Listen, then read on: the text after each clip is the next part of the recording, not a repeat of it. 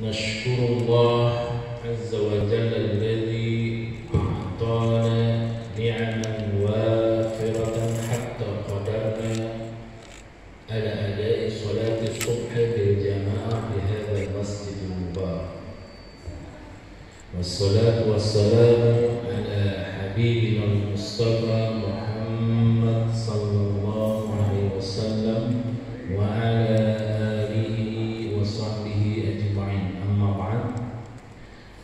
al-mukarramun wal muhtaramun, para pengurus DKM Masjid Al-Huda dan juga yang kami banggakan, kami cintai karena Allah Subhanahu wa taala, jamaah salat subuh Masjid Al-Huda.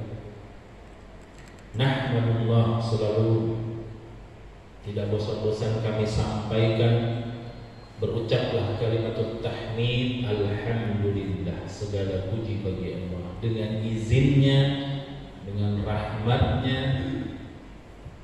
kita bisa menemui keadaan kita yang super sehat, karena dengan izin Allah Subhanahu wa taala belum tentu kita bisa melangkahkan ke masjid yang mulia ini. Oleh karena itu kita selalu bersyukur, alhamdulillah. Salawat selalu kita sampaikan kepada baginda Rasulullah sallallahu alaihi wasallam. Allahumma shalli wa sallim wa barik alaihi. Mengapa? Al-Qur'an sudah menyampaikannya. Innallaha wa malaikatahu yusholluna 'alan nabi. Sungguhnya Allah dan malaikatnya berselawat kepada. Makanya di sini ada kaitannya nanti. Ya ayyuhalladzina amanu, wahai orang-orang yang beriman, sallu alaihi wa sallimu taslima. Kalau kamu masa beriman, selalulah bersalawat kepada Rasulullah sallallahu alaihi wasallam. Dan ini akan menjadi syafaat kita nanti. Amin amin ya rabbal alamin. Jamaah sekalian, bulan lalu kita telah sampaikan tentang Amul Huzni, tahun kesedihan. Bagaimana Rasulullah SAW diuji oleh Allah dengan wafatnya istri tercinta Khadijah radhiyallahu anha, lalu disusul dengan wafatnya paman tercinta beliau Ali bin Abi Thalib. Lalu baginda Rasulullah SAW dihibur oleh Allah dengan peristiwa Isra Mi'raj. Tapi perlu kami sampaikan, disinilah ketauladanan baginda Rasulullah yang perlu kita ikuti, kita tauladan bahwa baginda Rasulullah Muhammad sallallahu alaihi wasallam ketika Allah uji dengan wafatnya istri tercinta beliau, paman beliau, ya betul, beliau sedih, sehingga sejarah mencatat tahun kesedihan, bahasa Arabnya Amul Huzni. Tapi kita lihat bagaimana tabahnya beliau, bagaimana kuatnya imannya beliau. Jadi faktor yang kami sampaikan adalah faktor-faktor yang menguatkan kesabaran baginda Rasulullah, ketabahannya dan keteguhan hatinya. Baru nanti setelah itu kita masuk ke dakwah beliau menuju kota Taif. Kalau yang umroh pasti pernah tahu Taif itu di mana posisinya, atau haji. Faktor-faktor yang menguatkan kesabaran baginda Rasulullah ketika ditimpa musibah wafatnya Khadijah radhiyallahu anha dan paman beliau, dan juga dakwahnya yang selalu mendapat penentangan, bahkan pemboikotan, itu sangat berat. Padahal baginda Rasulullah ma'sum, ya, ma'sum. Yang pertama yaitu tidak lain, yaitu la ilaha illallah, tiada Tuhan selain Allah. Maksudnya apa? Faktor utama kekuatan, kesabaran dan ketabahan baginda Rasulullah menghadapi ujian dan cobaan tersebut adalah amantu billah. Beliau benar-benar meyakini keimanannya pada Allah Subhanahu wa taala. Bahkan kita bisa disebutkan iman yang kuat dan kokoh disertai keteguhan yang bisa disejajarkan dengan sebuah gunung. Ketika iman kita kuat dan kokoh sampai bisa disejajarkan seperti gunung yang menjadi penyangga bumi ini. Ya, itu keimanan. La ilaha illallah. Beda dengan yang tidak beriman. Ketika Allah uji dan Allah coba, dia akan mengendur. Bahkan Allah abadikan fa'amma zabalu fayadhabu jufa'an wa amma ma yanfa'un nasa fayamkuthu fil ard. Adapun buih, jadi orang-orang yang tidak beriman seperti buih. Buih itu apa ya? Kalau mas bikin susu kopi gitu ya, ada buih-buihnya itu, akan hilang sebagai sesuatu yang tidak ada harganya. Buih-buih itu di lautan gitu, akan hilang.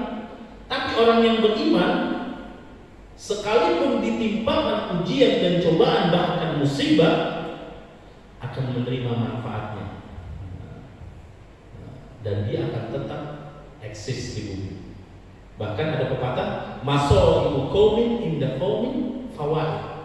Musibah bagi suatu kaum atau seseorang pasti ada manfaat bagi yang lain. Seperti sekarang Allah takdirkan coronavirus ini, COVID-19, banyak memang yang terkena dampaknya. Banyak yang di PHK, banyak yang pemutusan kerja, bahkan PNS saya dengar juga ada pemotongan gaji. Tapi banyak manfaat yang mereka dapatkan. Kaum milenial semakin kreatif, ya kan? Banyak semakin kreatif bikin video-video yang bermanfaat. Akhirnya semua kaum muslimin melek teknologi, ya kan? Kalau mengambil manfaatnya dengan keimanan.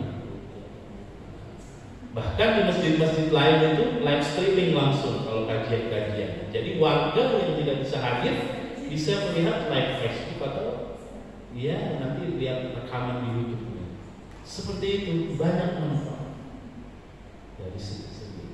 Yang dulu bisnis online mungkin masih bersaing dengan toko-toko mall dan sebagainya, sekarang mereka digandrungi dan mau tidak mau harus terjun langsung. Yang mana para pendidik yang ajar langsung tatap muka sekarang mau tidak mau dituntut harus bisa menggunakan gadget dan teknologi. Itu adalah satu manfaat. Kalau mungkin Mbak, nauzubillah dari suzon kita, kalau seandainya ini corona nggak ada, belum tentu kita melek teknologi. Hanya sebagian saja, ya kan? Hanya sebagian saja. Bagaimana itu rapat dengan Zoom? Dulu itu rapat dengan Zoom itu hanya ekspatriat aja. Mungkin bos-bosnya Pak Haji Darmo yang itu antar negara gitu kan, lewat Google Meet atau dan sebagainya. Sekarang anak SMP aja, SD udah bisa rapat lewat Zoom. Itu salah satu manfaat musibah, datangnya musibah. Sama baginda Rasulullah ketika ditimpa musibah dengan wafatnya Khadijah radhiyallahu anha dan paman tercinta beliau. Yang pertama kita petik adalah ketabahan dan kekuatannya didasari oleh keimanan yang kuat. Mahwa iman at-tasdiq bima jaa bihi Rasulullah sallallahu alaihi wasallam wal amal bihi. Kita umat Nabi Muhammad mengimani, mempercayai apa itu iman. Lughatan wa secara lughah itu adalah apa? As-sidqu, percaya, wal yaqin, dan itu iman. Kita harus percaya segala sesuatu yang ada dan menimpa kita, yang kita hadapi di depan kita itu memang sudah takdir Allah yang menentukan. Itulah dasar bagi Rasulullah memuat sangat tabah, walaupun sedih tetap sedih sampai sejarah mencatat tahun kesedihan. Dengan keimanan ini kita sebagai umat Nabi Muhammad diikuti istilah selanjutnya at-tasdiqu bima jaa bihi, yakin dan percaya bima jaa bihi Rasulullah, apa yang dibawa oleh Rasulullah. Ditutup tidak hanya yakin dan percaya, wal amalu bihi, dan diaplikasikan, jadi kerja ya. Percaya dan yakin. Abu Lahab, Abu Jahal, semua kaum kafir musyrikin percaya ada namanya Tuhan Allah satu. Mereka percaya. Tapi tidak mau amal bihi yang dibawa Rasulullah. Ya kan? Nanti di sini diceritakan. Itu Abu Jahal, Abu Sufyan mencuri-curi mendengarkan Rasulullah meninggal membacakan Al-Quran. Karena mereka percaya ada Allah, tapi tidak mau percaya dengan datangnya Allah utusan yang terakhir namanya Nabi kita Muhammad SAW. Sudah kami jelaskan di kisah Nabi Ibrahim ya kan sebelumnya. Mengapa orang Yahudi tidak mengakui kenabian Nabi Muhammad? Karena kebodohan mereka. Jauh Nabi Muhammad dari Hajar, yang mana Hajar sejarahnya dulu bukan dari kalangan raja, tapi memang budak yang diberikan oleh Raja Mesir. Itu aja orang Yahudi tanya kalau nggak percaya yang punya saudara yang punya teman di Facebook atau apa.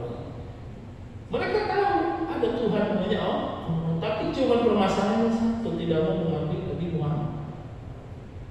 Kita adalah agama yang sempurna. Kita percaya akan adanya Nabi Isa. Kita percaya adanya Nabi Musa. Tapi mereka yang mengimani Nabi Isa, Nabi Musa, Nabi Daud tidak mau mengimani Nabi Muhammad. Itu Nabi yang terakhir. Memang betul dalam Quran dijelaskan Rasul dan Nabi itu banyak, kurang lebih 300-an. Tapi harus kita baca. Sebagian diceritakan dan sebagian tidak diceritakan. Itu yang harus kita pahami. Dan dikuatkan dengan sedih bahwa Nabi yang terakhir Nabi Muhammad lah Nabi yang terakhir. Berarti kalau ada pun kayak Nabi Khidir kan zamannya Nabi Musa. Ada sebagian Nabi yang lain, tapi tidak diceritakan dan tidak nampak di sebagian kita. Oleh karena itu kita sebagai umat Nabi Muhammad sedang at-tasdiq, iman. Nanti kalau sudah beriman kepada Allah, katakanlah, kenapa kami jelaskan iman dulu? Kenapa? Kalau sudah beriman, yakin dan percaya akan ada Tuhan selain akan ada Tuhan, bahwa akan adanya Allah lah Tuhan semesta alam semesta ini. Nanti kita akan kuat. Nanti bergantungnya bukan kepada manusia lagi. Allahus Samad. Allah adalah Tuhan yang bergantung segala sesuatu. Nah, begitu nanti jatuhnya. Ujian, yang kuliah atau yang wawancara kerja, kalau sudah dengan keimanan dan ketakwaan, dia pasti kuat. Mau lulus, nggak lulus, ridho kepada Allah. Coba deh, berharap kepada Allah, karena tidak akan kecewa. Kalau berharap kepada manusia, pasti kecewa. Pasti. Bahkan sampai orang terdekat dan orang yang kita cintai. Itu makanya Islam mengajarkan cintailah Allah dan Rasulnya dulu, baru makhluk yang lain. Karena kalau kita sudah berdasarkan lillah kecintaan kita karena Allah, segala sesuatu yang menimpa kita, kita bisa mengimbanginya. Usiku, saya bosan untuk diri saya juga supaya berintrospeksi. Apapun yang terjadi kita harus yakin. Kalau kembalikannya ke Allah, inna lillahi kan gitu. Kalau kembalinya ya udah, anak itu kan titipan dari Allah. Dulu ketika mempunyai anak, minta habibnas sholihin. Ketika Allah minta, inna lillahi, kita ini milik Allah, kapanpun Allah. Baru tadi sebelum subuh saya buka itu. Sahabat terbaik kami yang sering ngisi motivasi di mana-mana, Allah panggil. Ya sudah kita bilang inna lillahi. Karena kapan aja ketika Allah perintahkan malaikatnya, kita harus samina wa ata'na, nggak bisa undur dulu ya, nggak bisa. Itu harus berdasarkan dengan keimanan. Yang kedua, masyaallah muslimin rahimahumullah, bahwa bagaimana begitu tabahnya baginda Rasulullah menghadapi ujian dan cobaan tersebut, dan kekuatannya adalah bahwa beliau adalah sosok pemimpin yang Allah tunjuk ke muka bumi ini, yang bisa menyatukan hati manusia. Ya, pemimpin dunia beliau menyadari rahmatan lil alamin. Kita bisa buktikan karya orang barat. Kalau kita bisa bilang kafir, tokoh dunia paling berpengaruh nomor 1 Nabi kita Muhammad SAW, baru para ilmuwan yang lain. Kita buktikan nggak perlu ada Facebook, Twitter, IG, followernya terbanyak baginda Rasulullah SAW. Beliaulah pemimpin yang sangat bijaksana dan pemersatu hati manusia.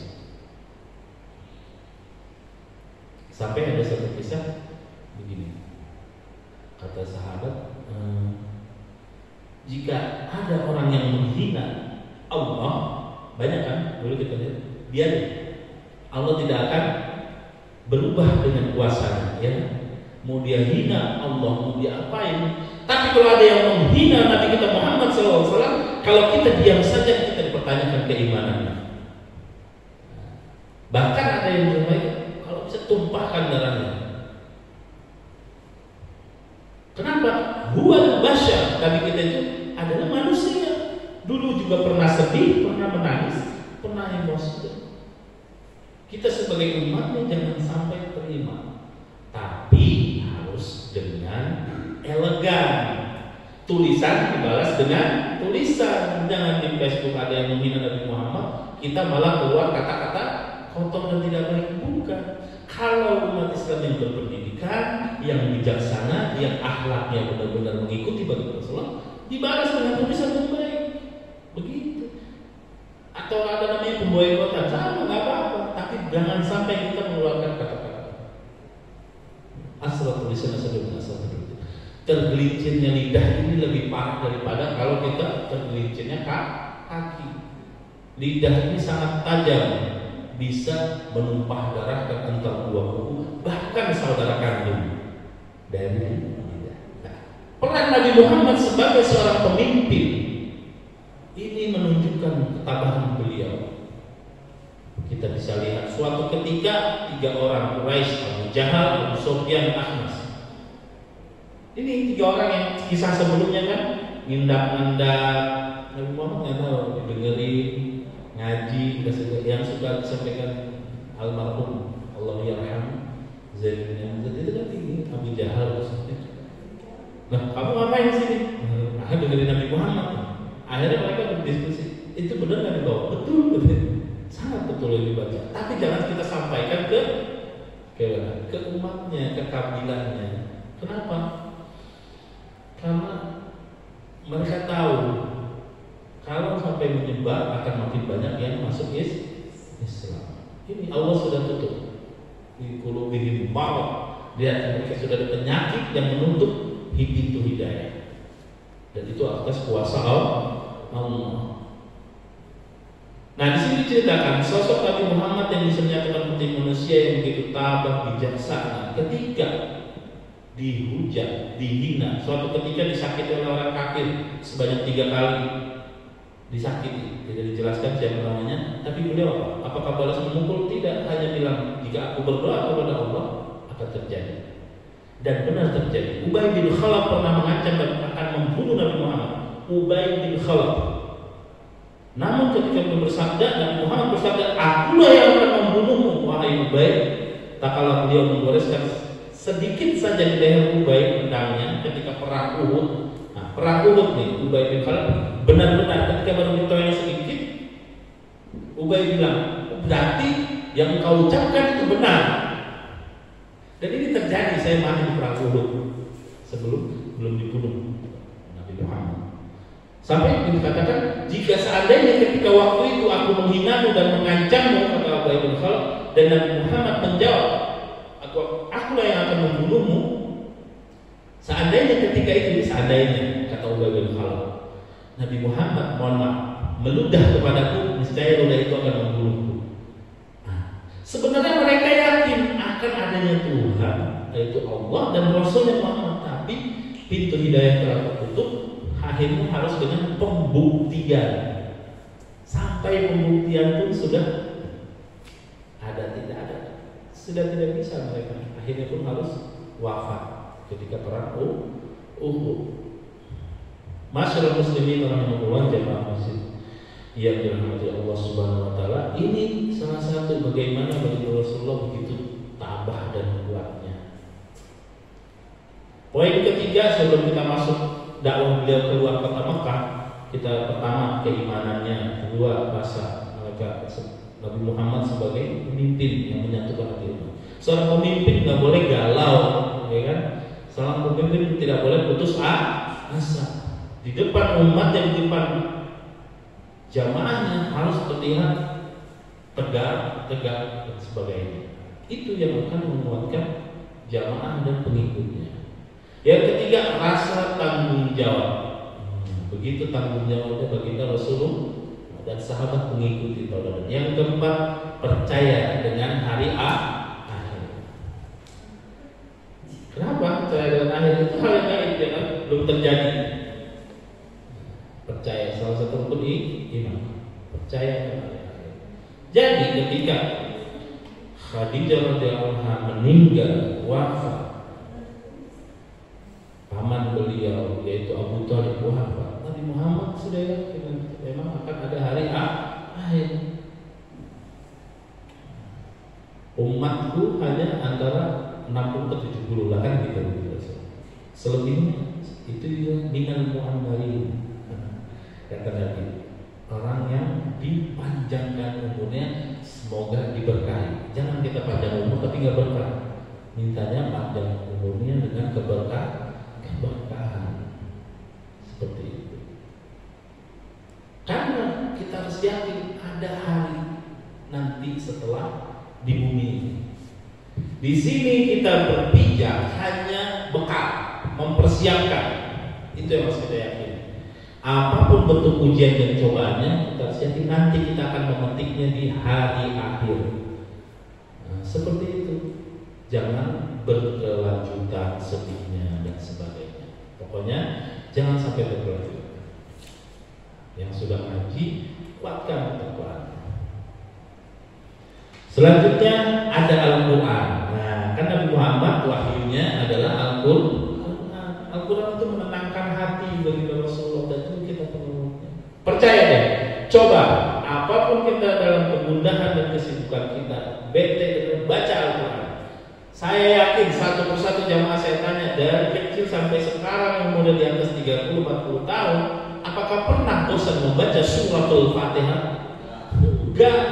Itu kehebatan Al-Quran. Tidak ada bosannya, bahkan kalau yang sudah menyentuh hatinya, qalbunya kepada Allah, seakan rindu ini membacanya. Saya kemarin belajar, saya berusaha mentaksim bacaan surah Fatihah saya. Karena kalau kita sudah tahu, harus dipraktekkan. Itu saya hampir 1 jam belajar 1 ayat aja. Alhamdulillahi Rabbil Alamin. Kan itu mulutnya harus bergerak kan? Bu itu maju, kalau kasroh itu harus ke bawah, bibirnya itu. Benar, nggak ada bosannya. 1 ayat itu tidak ada bosannya selama sejam. Karena kita memahami maknanya. Segala puji bagi Allah, Tuhan semesta alam. Nggak ada yang layak kita puji. Cuma Allah yang berkuasa di alam ini. Nggak ada yang patut kita sombongi. Semuanya dari Allah. Itu enak. Hampir 10-50 kali bahkan yang diulangi. Alhamdulillahi Rabbil Alamin. Itu terus. Semakin lama menancap di sini.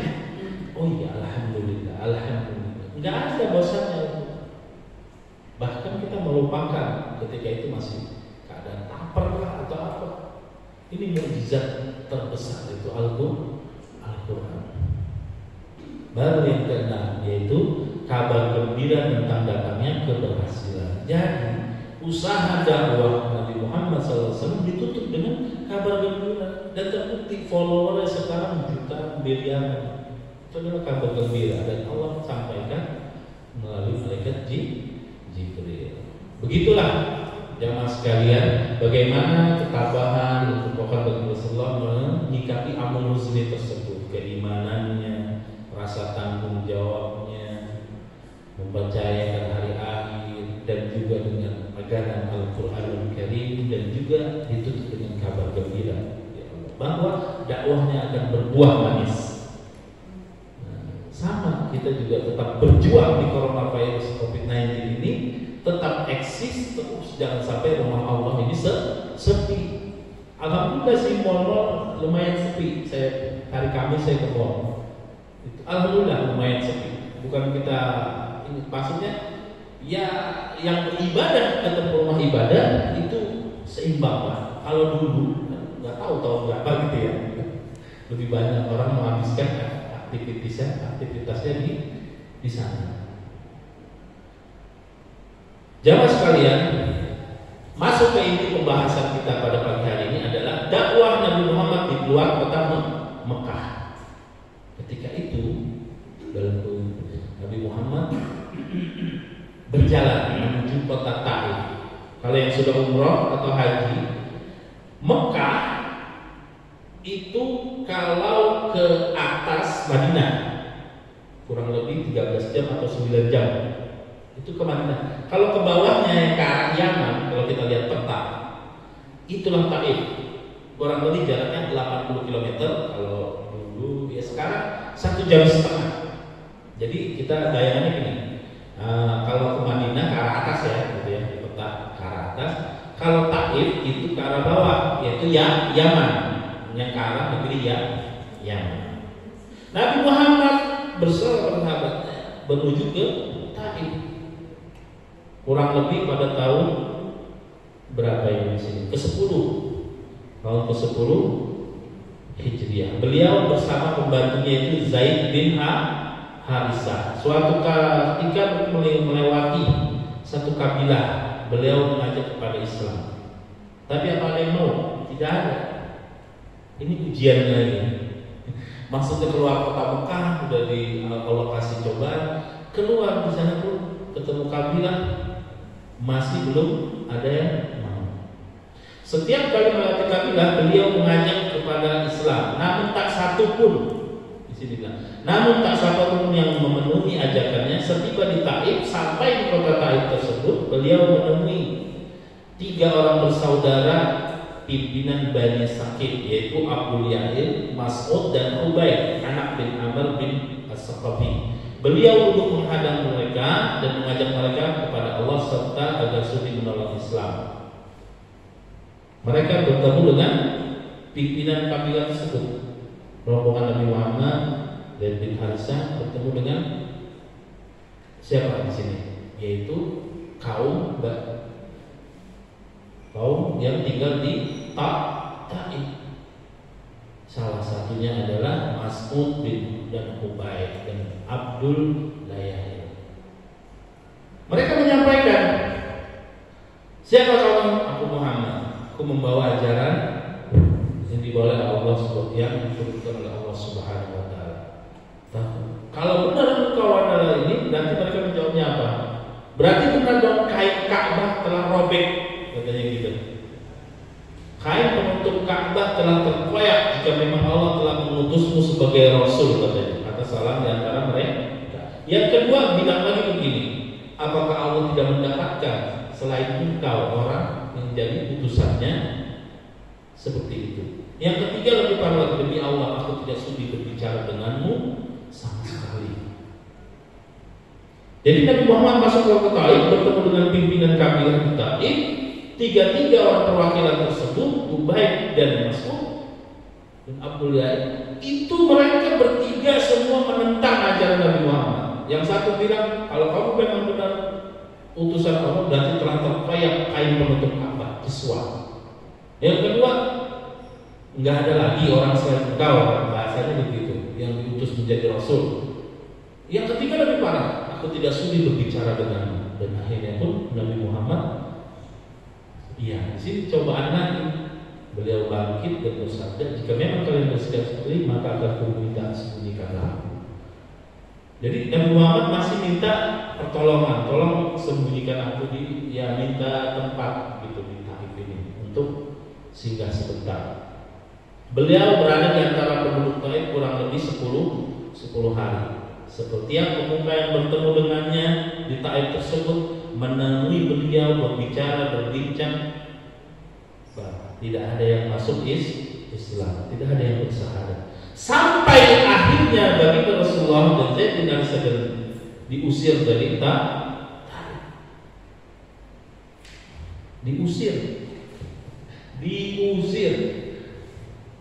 Jadi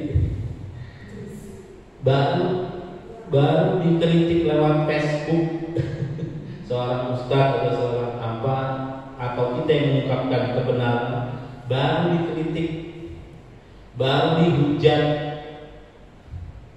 Kita lihat sejarah baginda Rasul diusir, sekelas Nabi maksumun diusir itu kurang ajar gitu.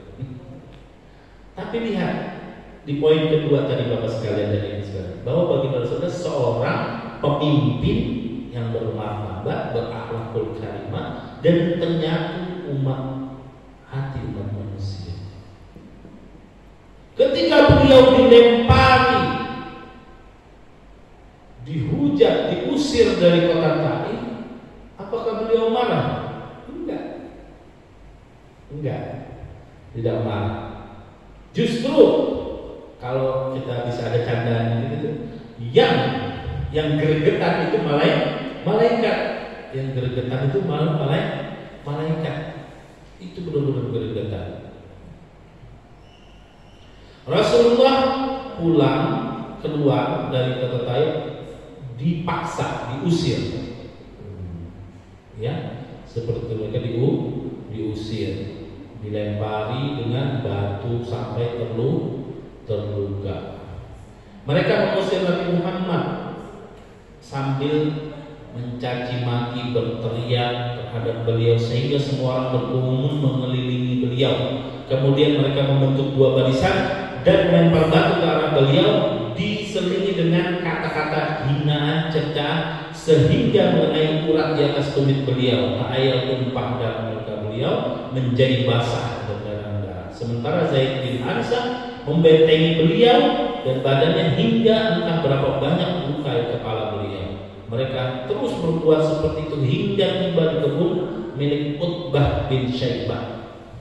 Parah Bapak, parah. Nabi Muhammad dan Zaid itu dikelilingi, bikin dua barisan, lempar batu. Sekarang ada nggak ulama atau pendakwah atau guru yang begitu? Ada, tapi tidak separah itu. Diintimidasi, dikelilingi, mereka dibuat barisan, lemparin batu. Keluar dari kota kami, pergi dengan cicak, dengan cacian, cercaan dan hinaan. Buruk sekali anak mereka. Zaid bin Harithah melindungi, berusaha untuk melindungi, tapi karena banyaknya lemparan batu dan akhirnya pun ikut terluka. Jadi sambil keluar, jadi begini, bukan di tempat diusir gitu, tapi sambil keluar terus dilemparin. Sambil jalan keluar kota terus dilemparin sampai tiba di kebun anggur, yaitu milik siapa? Utbah dan Syaibah, anak Rabi'ah yang berjaya 3 mil dari kota Taif. Jadi siksaan dan hinaannya itu kurang lebih 3 mil dilemparin terus dari mulai Taif sampai saat tiba di kebun anggur. Oke lah, sudah selesai itu. Nabi Muhammad menghampiri sebatang pohon anggur lalu duduk di bawah rimbunannya yang di kebun anggur ini. Ketika itu beristirahat di sebuah pohon anggur. Setelah duduk beberapa saat dan merasa tenang, beliau mengucapkan doa yang amat terkenal, menunjukkan duka dan lara yang memenuhi hati beliau. Ini yang perlu kita pelajari jamaah sekalian. Setelah ditolak dakwahnya Nabi Muhammad, bahkan dilukai dan dihina, doanya bukan ya Allah hancurkan itu kaum, ya Allah hancurkan, musnahkan. Enggak. Ini kelebihannya Nabi Muhammad, makanya pemimpin bagi para nabi.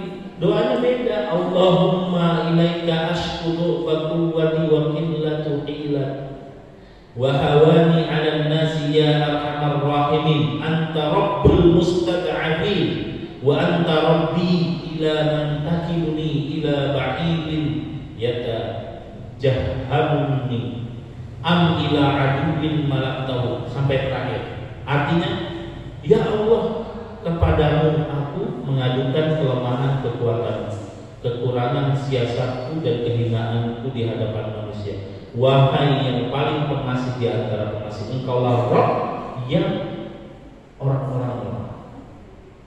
Jadi posisinya Nabi Muhammad sampai akhir doa mengadukan seakan-akan saya yang lemah, gitu doanya. Kepadamu aku mengadu atas kekurangan dan kelemahanku, atas pandangan orang menghinaku, bukan untuk menghancurkan mereka, karena mereka belum mendapat hidayah. Jadi begitu intinya.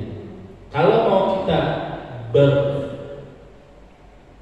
melihat atau mempraktekkan akhlakul karimah bagi Rasulullah seperti ini di kehidupan nyata, apapun seperti itu, contoh program kerja apa ini masih belum diterima, padahal itu baik, tapi yang lain menolaknya, jangan mengumpat, jangan marah-marah, mengadu kepada Allah. Ya Allah, aku hamba-Mu yang lemah. Engkau adalah Tuhan semesta alam ini. Aku mengadu atas kekurangan kekuatanku dan siasatku dalam dakwahku, dalam itu yang harus kita apa? Kita teladani dari baginda Rasulullah. Ini macam orang-orang mengikuti poligami baginda Rasulullah. Baginda Rasulullah 11. Dan sudah kita jelaskan kemarin di pertemuan sebelumnya, menikah lagi setelah istri pertama beliau meninggal. Begitu. Kalau mau ngikutin ta'addud ala baginda Rasulullah, ya tunggu istri pertama setelah wafat baru mulai ta'addud. Ini kan tertutup hati para lelaki itu kan, tertutup nggak boleh. Oleh karena itu, di sini ini yang lebih enak lagi. Apapun yang ditertimpa oleh kita lagi mengajak kawan, keluarga dan sebagainya, berdoa, Allahumma ilaika askutu faquwwati. Hanya kepadamu ya Allah aku mengadu bahwa memang aku adalah hamba yang lemah. Engkau yang menentukan segalanya di dunia ini. Oleh karena itu kami memohon kepadamu ya Allah. Itu kalau hati kita sudah terpaut kepada Allah, Allah, Allah, Allah. Bahkan di zikir itu kan la ilaha illallah. Kenapa? Kalau kita pahami artinya nggak ada Tuhan selain Allah, nggak ada pertolongan selain Allah, nggak ada tempat curhat selain kepada Allah, nggak ada minta kesembuhan selain kepada Allah, nggak ada minta jodoh, minta dulu kepada Allah. Begitu. Nggak ada kesuksesan pemilu kecuali kepada Allah dan sebagainya. Nggak ada program kerja yang lancar kecuali minta dulu kepada Allah. Itu pelajaran tauhid penting. Karena kalau tauhid itu, Bapak sekalian dan Ibu sekalian, tidak boleh ada perbedaan al-usul, nggak boleh. Tapi kalau furu boleh ada perbedaan. Tuhan kita Allah nggak boleh ada perbedaan. Satu nggak boleh ada perbedaan. Allah perintahkan sholat subuh pagi hari, nggak boleh ada perbedaan. 2 rakaat nggak boleh ada perbedaan. Yang boleh berbeda dia pakai Bismillah atau enggak, baca Fatihahnya jelas atau enggak Bismillahnya. Pakai kunut atau enggak, itu boleh, itu namanya furu khilaf di. Nah, seperti itu ya, Bapak sekalian. Jangan sampai kita mudah terpecah belah karena hanya masalah yang akar-akar. Tapi kalau yang usul kita harus satu kalimat, satu, yaitu la ilaha illallah. Jamaah sekalian, di sini dijelaskan bahwa ketika itu Nabi Muhammad didatangi oleh malaikat. Didatangi malaikat dan ditanya, izinkan aku untuk apa? Melaksanakan perintahmu, apa yang telah mereka lakukan kaum Taif tersebut. Apa jawaban bagi Rasulullah?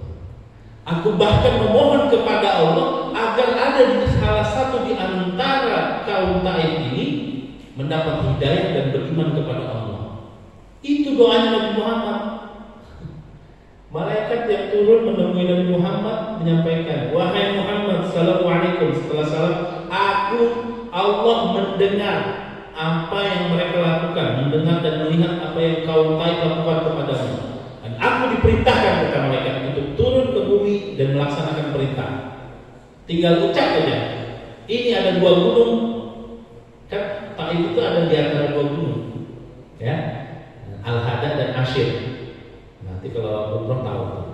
Nah, diartikan oleh Ashir dan Al-Hada itu kata malaikat, jika engkau izinkan akan aku benturkan dan musnahkan itu kaum Taif.